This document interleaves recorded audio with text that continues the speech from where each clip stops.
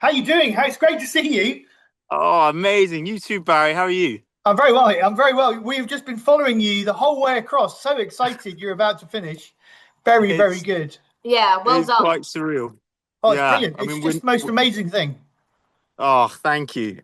The support has been absolutely incredible. It really has been. We've really felt it. And it's been so amazing getting the updates from the school with, the logs being read out in class and all that sort of stuff. It's been amazing. And it's incredible that you're doing a day of fundraising as well. So thank you. Well, we had a great day yesterday. I think we got 90 nautical miles or something. We had some Yeah. ergs going all day yesterday, and that'll fill up the coffers a wee Awesome. bit, and then we'll just carry on from there. Yeah. Awesome. It's Hello. Jamie. Hello. How you doing? How's it going? Good. Very good. How are I, you? I think the question's more pertinent for you rather than us. We're having it pretty easy just sitting at school. You've got it somewhat more difficult. Oh, we're doing good. We're doing good. Morale's high. We're at that stage in the crossing. I mean, it feels pretty surreal to be where we are now, but no, we're doing good. We're doing good. Jamie and Lachlan, welcome. My first question for you is, how did you train for the Pacific and what lessons did you learn from your Atlantic crossing that you have taken over for this row? What would you say? I think so. Training wise, we were really lucky to have this amazing lady called Chloe Lanthier, who Mm. she's a multi-sport athlete. She was an incredible athlete back in her day. She was kind of world champion for mountain biking enduro. She's done a lot of trail running. And over the years, she's kind of gone into the kind of science of sports and really focused on human performance and kind of injury Yeah. prevention and kind of that side of things. But she's a real world expert. She Mm. usually trains astronauts before they go into space for six My months. goodness. Yeah. And now Yeah, and, she's and training it's you. well, yeah, I think hopefully not too much of a step down, but yeah, no, she's No. an amazing lady, and she's got that experience of training, Rafa Nadal and Paris Yeah. Saint-Germain, the football team, My and then goodness. astronauts. So she's really incredible woman and understands the body incredibly well. And we were really lucky to work with her for kind of a year and a half of physical preparation, and then there was a bit of mental stuff as well. It was kind of talking through your fears. If someone were to go overboard, what would that be like, and what can we do to mitigate that situation? Yeah. Can we put in an extra thing, or if we can't do that, what can we put into our training Yeah. that'll make us feel like we're going to be more prepared? So Hmm. for that specific one, we were in the pool doing swimming to become a bit stronger swimmers. And it's stuff like that I think it prepared us that with the experience of the Atlantic. I think gave us the tools that we needed to be able to Yeah. take on this one. And then yes, yeah, the Atlantic, our experience there. I think we obviously we learned a huge amount. That was equally as large a step into the unknown for us when we took that challenge on 5 years ago. Yeah. And yeah, I mean we sort of we took everything from it. We took things, aspects of the boat design, the boat build, Well, it's training, custom again. made, isn't it? Yeah, it is exactly. Yeah. Yeah. So we worked with, we had our Atlantic experience. We had a great boat, but it was a traditional boat in the sense it was fiberglass, standard makeup and Yeah. construction, Mm. as most boats. But we went to this guy called Mark Slats, he's sort of like one of the best ocean rowers in the world, and he also builds boats, and he builds them in the Netherlands, and he started building them out of carbon fiber. And so we went to him and said, we have this plan to take on the full Pacific, and we think one of your boats would be the perfect vessel. So we worked with him, we talked through the designs, and we actually went out to the Netherlands for a couple of weeks on end to physically get involved and help build the boat. Yeah. And taking our experience, what had we learned from the Atlantic? It's little things, of course, like the boat itself, it kind of looks the same, but it's very, very different. The carbon fiber to fiberglass, very different. It's Lighter extremely as light, well. extremely light, exactly, but extremely strong. But really being able to get hands on the boat build and think, okay, well, if we have this thing here, or we need a little hatch there that we didn't have on the Atlantic, and it's these marginal gains. There's hundreds of them. There was a huge long list of marginal gains that if we tweaked this or made that or did this, or the food, of course, which of course Akis were extremely kind and generous. So like our greatest successes of this row actually has been the food. Honestly, it was You've done for well. for a short For a short while, it kept me awake. I was certain it was all going to go off. I just wasn't sure if I'd got the process right, but thankfully it didn't. And it's things like the food. We learnt from the Atlantic, what we liked, what we disliked, and is it going to be possible to make our own food? And it has been, and it's been a huge success, and it's fueled us. Not only physically, as it's sort of given us the calories that we need for arduous rowing day in day out for 140 days at sea, but mentally, food, it's such a great morale booster. It's such a great nugget at the end of the day if you've got a meal to look forward to, especially out here. So Now- sorry, that was quite a long-winded answer. I hope you've got a good editor. Now let's talk about your boat. You've named it Rose Emily, and I believe there's a lovely story behind that. Tell us about that. Yeah, we were kind of well, we built the boat, and I guess with our previous row, we didn't have the opportunity to do that because it was a second-hand boat, and it's very bad luck to rename a boat. So I'm being deeply superstitious about being at sea. We weren't up for renaming it. But because we built this boat, we wanted to name it something suitable, and we put a poll out on Instagram to ask for recommendations and suggestions about what we might do, and there was a huge amount of suggestions from the school. I think we had Usain Bolt was one that I remember. I can't remember. We had quite a few really. There were some great suggestions. You had a thing But about one of boating with Boatface, didn't you? Yeah, that was quite high up there. That was very close to being that. But no, one of our so Lachlan's godmother actually, she put in a comment, and the suggestion was Rose Emily.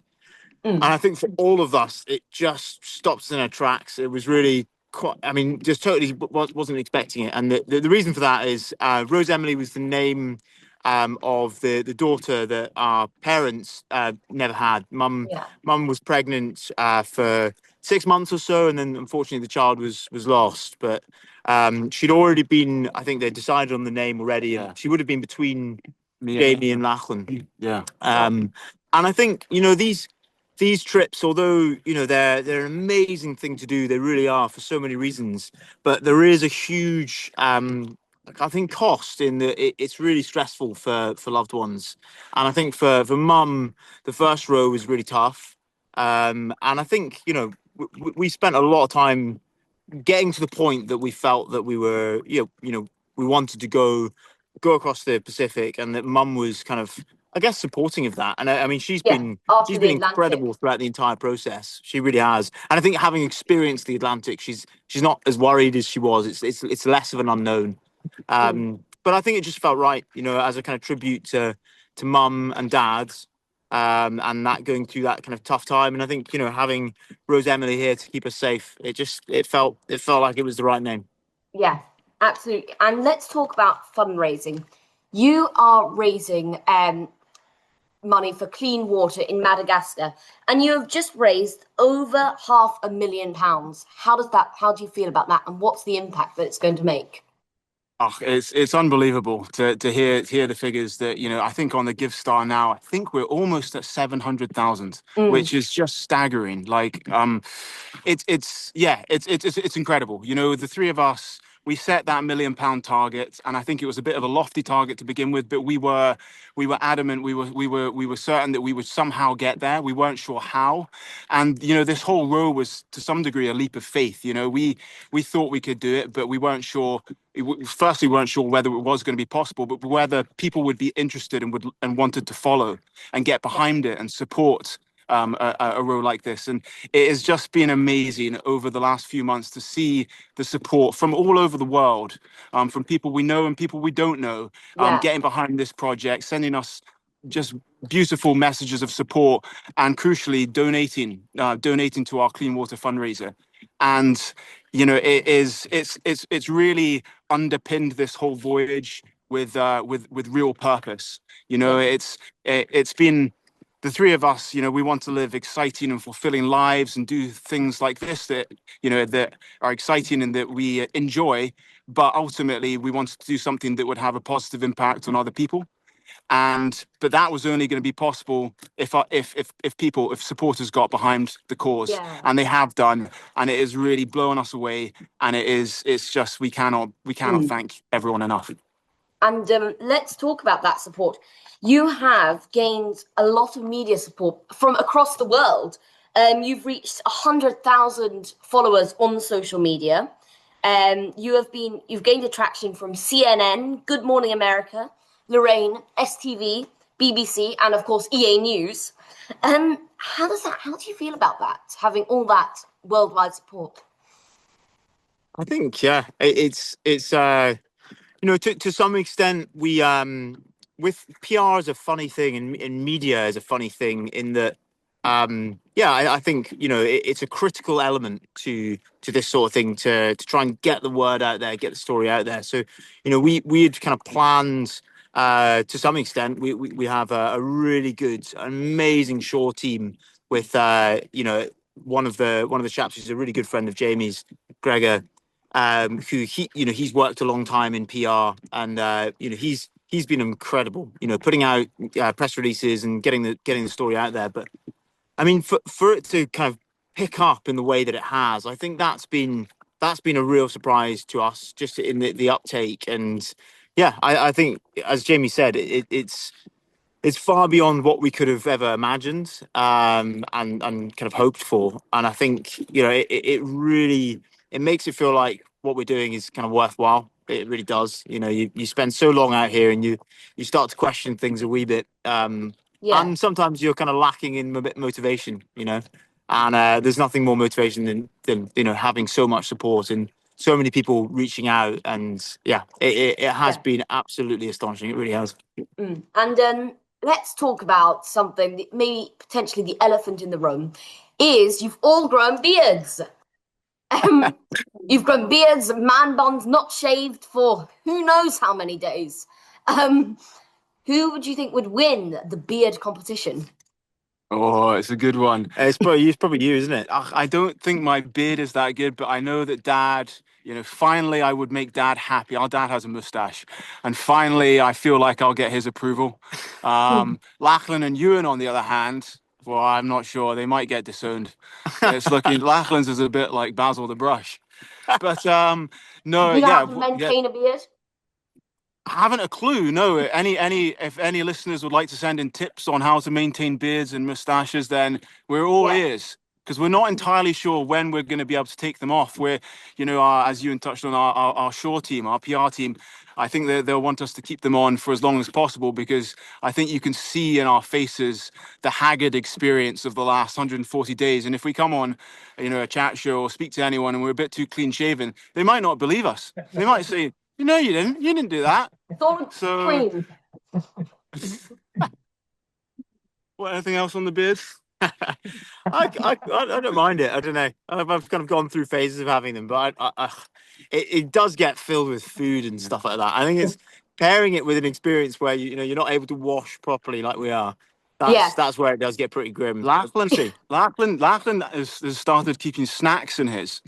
I've spotted him on the oars multiple occasions. A little bit of rice. Oh, every calorie counts, as it were. Or when you're out at sea. Let's talk about when you arrive in Australia and Cairns. Do you think you'll spend some time in Australia, or will it be just a matter of having a shower, probably having a home cooked meal, and heading home? Oh no, we're gonna stay out for a little bit. We've got we're really lucky in that some mums come out to see us. We've got our girlfriends have arrived as well the other day. Your girlfriend's been out for ages. She's been late for months. I think she was a bit hopeful that we were going to arrive a bit sooner than we have. Yeah. But yeah, no, there's also a few friends that have made the trip, which is just, I mean, it really is. It's really touching because it's such a big journey to make. So yeah, we'll be celebrating. I think we've got a plan to go down to Sydney and bring the boat with us and kind of do a victory lap, as it were, in the kind of below Harbour Bridge, below just beside the Opera House. And yeah, I think that's how we imagined it was going to be. And there's a few talk shows and stuff like that are keen to chat to us. So we're going to go down. We're being hosted by the Maritime Museum down there. So we'll do a bit of a talk and do a couple of chat shows and then do a victory lap, and then we'll be home probably early September. Sometime. At the same time, I think, the three of us are desperate to come home. It's the thing that we've Yeah. thought of for the last 4.5 months. Scotland, you miss it a lot. We have missed it a lot. And Dad, unfortunately, our dad's unable to travel out to the finish line, and so we're very, very eager to get home and just have a nice, as you say, a nice home cooked. You probably steak pie, beans and mash with Dad at his flat. There'd be nothing nicer. Yeah. Now, obviously, this has been a long road for you, and there's been many great moments and many probably not so great moments. What do you think was a moment that you felt challenging and you just thought, let's carry on? What's been the kind of I think the way you say it like that, where it's been really challenging, but then you kind of carry on. I think Yeah. there's been really highs and lows, and quite often Yeah. the low points are kind of they kind of frame those high points. That's what makes it so special. Yeah, in a lot of ways, yeah. And I think we've had a lot of there's been kind of there was one point where we were coming in. It was looking like we weren't any longer going to get down to Sydney, but we were aiming for Brisbane. And our weather router got in touch and said, like, the weather window is looking good for the next kind of 17 days. That was kind of the guess that it was going to take us to get to Brisbane. If nothing changes, we're going to be there in 17 days. And we thought, right, well, we'll hold off before we kind of publicize it too much. And we got quite excited, and then we're like, okay, we'll make a message. We'll tell all of the friends and family that we're going to be that's the due date, aiming for Brisbane. And I think within 24 hours of sharing that news, and that was probably about a month ago now. No, longer. So it would have been 6 weeks now. Yeah. Wow. Yeah. Within 24 hours, a big kind of weather system had developed below Australia, to the extent that it turned into a cyclone just off the coast of Australia. And it wouldn't have been safe for us to kind of continue on the same course. So our kind of hopes were crushed. It's that expectation. You suddenly you've only got 17 days left, and within 24 hours you're having to divert course completely. You're adding. We were adding at least 500 miles, but I guess the context of that is we had really fought our way down to get that far down south. And we were going to just have to lose all of that ground to get out of the way of this big weather system. But of course, Going to Cairns. And yeah, well, Cairns became the obvious choice after that. But we had to change course, kind of accept that it was going to be, at least 3 more weeks added to that 17-day forecast. And yeah, I guess that that's disappointing, and it's yeah. I think that was definitely a low point for us. But then the byproduct has been we got to go up the coast of New Caledonia, which is an amazing tropical paradise. And we had to harbour there for a little bit to stay out the way of this big storm as it came through. Yeah. But it was amazing to it was kind of bittersweet in some ways because we really wanted to keep moving. Yeah. But the other byproduct of being out here for that bit longer is, the fundraising has just continued to grow, and we've continued to have more support. And I think, that's why we're out here at the end of the day. We're really trying to raise this £1 million for clean water projects. And yeah, I think if that's the cost of it, then I think we're happy to spend another 3 weeks out here. Although I think at this stage, we're pretty keen to arrive in 24 hours or whatever it is, 48 hours. Obviously, this has been such an inspiring trip that you have done. Do you have any advice for people out there willing to do such exceptional projects? I'd say, if you've got an idea, take a leap of faith. I think, whatever it is, and I think the three of us, a message that we definitely want to try and promote is it doesn't have to be an ocean row. It doesn't have to be a huge endurance challenge. It doesn't have to be a sport or something physical. It could be anything you wanted, but to choose something that you enjoy, that you're passionate about, that fulfills you, but then do it whilst trying to help other people, trying to support other people in some way or other. And I think that's what the three of us have really learned from this whole experience. You know, we're doing something that, as we touched on, you know, that we find exciting and fulfilling, but ultimately that is having a positive impact on other people. And it's that second part of that really, it makes it all the more magical and worthwhile and purposeful. Thank you. And do you have any plans for any other rows you would be willing to do? Well, we're going to bring the boat back to Scotland, that's for sure. Barry, you expressed some interest in the row, I'm sure. Absolutely. I'm sure you'll meet your superstars now. I'm sure you'd be able to set things up. I mean, it just looks like such an amazing thing to do. Yeah. Yeah. Honestly, rowing across an ocean is an amazing thing. It's a life-changing thing to do. I think, you know, we'll certainly for the next the next big challenge for us really is going out to Madagascar, working with the partner charity, and really kind of seeing this through. You know, we've been really involved with Feedback Madagascar, who are our kind of delivery partner out in Madagascar for quite a few years now, and you know, I think we're really keen to go out there. We've already visited a lot of the villages that will benefit from the fundraising, and yeah, I think the way they work is really inspiring as well. It's not, you know, it's water projects, but they pair a lot of the work that they do in other areas, you know, from education, school feeding, health centres, a lot of conservation work. They do a whole holistic thing, and it's all kind of targeted around the rainforest in Madagascar, the kind of largest rainforest corridor.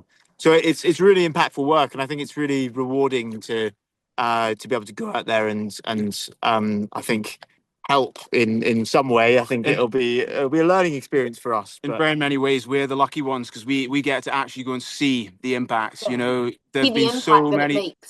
Exactly. Yeah, there've been so many people who have donated towards this project, and they'll never see the people whose lives they've had such a great positive impact on. And we're the lucky ones because we get to go out and see the projects and see the faces of the people that it means so much to. So yeah, we're very, very much looking forward to that. And I think, you know, we're going to keep the boat. We don't know for what yet, but I think there'll definitely be some Scottish-based, smaller scale adventures and challenges over the next wee while. I think we'll need to stay fairly grounded to keep our girlfriends. Otherwise, you know, in a few months' time, we might be all be single. But yeah, and then who knows? I think there'll always be an itch to scratch. You know, that it never really goes away. So I'm sure in the years to come there'll be something. Most amazing thing you've seen in the ocean on the crossing? The whale. It was an amazing moment where we had a whale in really shallow water whilst we were on anchor, and it was just playing. I mean, it was probably feeding, but it seemed like it was just playing in the shallow water, and then it kind of moved away from the boat and was kind of jumping out. It did a kind of I don't know what it is. Not, I guess, like a headstand almost. It was just sticking its tail out and staying still. And then I actually, you know, we every now and again, I think I've video called my girlfriend, I think maybe 2 or 3 times, and that was one of the few times. So I video called Fran, and I said, we've just seen this whale. It's been amazing. It was just over, and I turned the camera around. It was just over there. And then in that moment, it flopped out. But of course, it was too far away. So she only got my reaction of, "Whoa, there it is! It's amazing!" And she was like, "I can't see it." But that was pretty amazing. That was pretty cool. I think for me, I mean, it's nature at its most beautiful. You know, we've witnessed so many sunsets and sunrises, but you know, the nights can be quite terrifying, but they can also be magical. And when there's a full moon and all the stars are out and there's not a cloud in the sky, and there's been a remarkable number of shooting stars. I think you pointed out on one night shift alone, counting 14 shooting stars streak across the sky just as you're there on your own, listening to some music, rowing away. It really is quite peaceful and amazing. Now, when you gave your Atlantic presentation, you were talking about rowing at night, caught in big rollers and sort of going down the face of the wave, trying to keep up with it, surfing down. Have you a similar experience across on the Pacific? Oh, yeah. Yeah, we had actually it was around halfway we've had big conditions at various points. I think one point that sticks out in my mind for kind of big conditions was it was around halfway, and it wasn't necessarily the biggest waves, but it was quite sharp. The period was quite short between them. So the kind of angle that we were coming down was a bit kind of more, I guess, more aggressive than we did with some of the other big rollers. But there was one time where I was already in my bunk, I think. Mhm. Yeah, I was already in my bunk. Jamie was in his bunk, but at that time it was really, really hot. So we were locking the doors in a way that you can let some air in, but they're locked shut. So if you were to roll over, you just get some water would come in, but it wouldn't kind of fill. And Lachlan was rowing away, and came down this huge wave, and the boat just kept on going. Like, it got to the bottom of the trough, and it's got quite a sharp nose on it, Rose Emily does, and just kept on going, and it's one of those kind of, I think, fears that sailors have of, coming down and just that's it. But no, the boat's obviously very buoyant, so it did come up, but in the process, it completely submerged the bow cabin. Water just kind of came rushing over, nearly knocked Lachlan off his seat. There was so much kind of rushing over his shoulders. And poor Jamie, who had the door cracked, he was kind of just about, I think, were you asleep at that point? I was asleep. The Yeah. precious little sleep we get. And Just a waterfall right onto my lap. Wow. The last thing you want, covered in salt water in the middle of your night shift. Oh. And I got scrambling. It's the last thing you want when you wake up dazed, confused. Why is there water everywhere? And you scramble to try and close the hatches. You're like, we must be going down. And thankfully we popped out the other side, but the whole cabin was soaked. Wow. Okay. What food will you never eat again? It's going to have to be probably chicken tikka. Okay. We Okay. store-bought ones. We've somewhat gone off them. They were our favorite on the Atlantic as well, so we brought hundreds of them. Yeah. And I think it's because we brought hundreds of them. Exactly. Yeah. Don't eat too much. I still can't look at banana chips. I bet that's from the Atlantic. We took loads of banana chips on the Atlantic, and after about 5 days, I can't abide them. Just yeah. Weirdest food combination you've had on the crossing? The weirdest things you put together in the same pot? This is it's a question for Lachlan, because he's quite inventive. He's quite inventive with his calorie combinations. What's the weirdest thing you've put together? Food-wise? Yeah, like if you combined like an oatcake, peanut butter, and then a bit of like chicken rupee or something.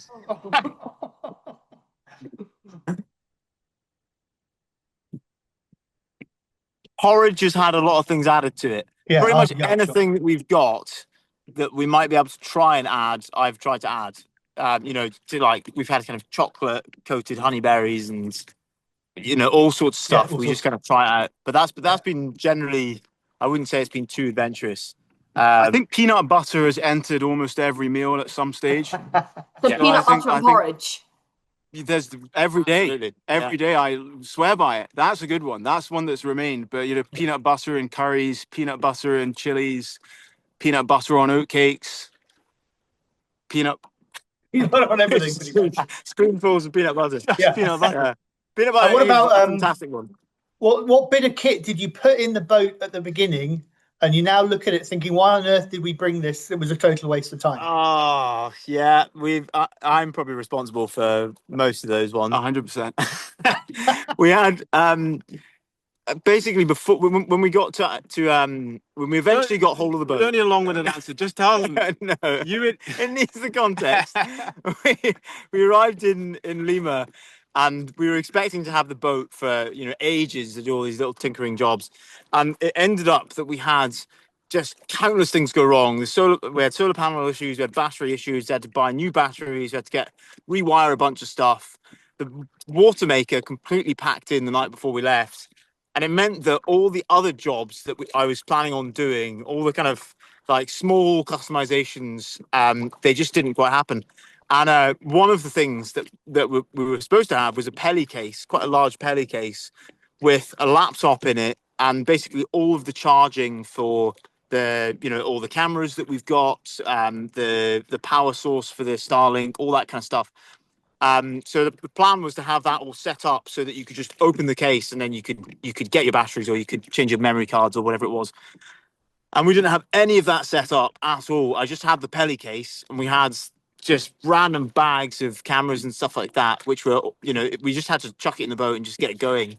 And it was such a frustrating thing for me that we hadn't quite managed to get that all set up properly, because it was supposed to be powered and all sorts of stuff. Anyway, we've ended up not managing to, because out here you just don't have I think you don't really have the headspace. But also I think we started kind of making do with other things, but we've ended up dragging this Pelly case, which is really quite heavy, with 2 laptops in it. I think one important bit of detail there that Ewan missed is a sort of week 1 rogue wave came in just at the wrong time into the stern cabin, right on the laptop.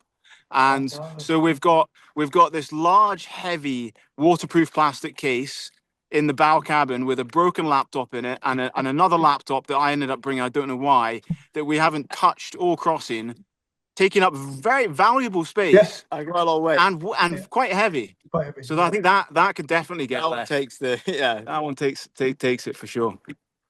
And then probably the last question, because we're going to get beaten by time. Have you enjoyed it? Has it been what you expected it to be? Oh, it's been unbelievable. It really has. I think it's surpassed our wildest expectations. I mean, I think it's been more challenging than we anticipated. Yeah. I think the conditions have been much more varied. We've been at sea probably longer than we originally anticipated, and we've faced all sorts of conditions, the good and the bad of what the Pacific can throw at us. And I think we've come out the other end, and we wouldn't change a thing, I don't think, because we've learned a huge lot through that process. And yeah, we're incredibly grateful to be able to do this in the first place. And I think it was the same with the Atlantic. When we set off on that trip, we promised to ourselves that above all else, let's try and enjoy this if we can, because we are in such a fortunate position to be able to do this in the first place, and then to have too high expectations of what it should be or what records you might get, or how I think if you have those high expectations and then they're not met, the whole experience is discounted and you end up hating it, and you arrive at the other end wishing you'd never set off in the first place. And so I think it was the same for the Pacific. Let's, if we can, this is a once in a lifetime adventure and experience, and let's try and enjoy it as much as we possibly can. And that's really been our mantra through all of the good times and the bad, and keeping morale high. And that has enabled us to really, really enjoy the last, 4.5 months at sea, which at times have been really testing, but we wouldn't change it for the world. And I'll just add that, the support has been absolutely incredible. It really has. I mean, we've been in a strange position where we've had kind of access to the outside world through Starlink.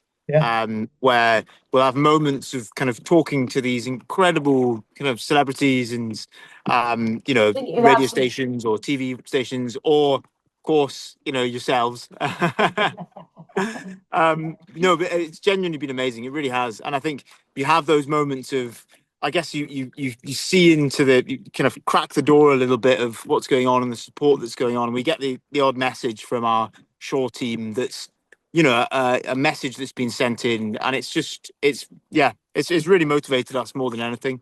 And I think it's far surpassed what we could have ever imagined. Really, it really has. So, well, you've done brilliantly for us. It's the most amazing achievement. I'm assuming we can carry on raising funds for you even when you got there on Friday. Please do. Yeah, brilliant. No, I think we obviously anticipate that we're still going to have some work to do to hit that £1 million target. We're not sure how long that's going to last, but we'll keep working towards it. And even once that's £1 million is reached, that we're going to be continuing to try and raise funds for clean water projects.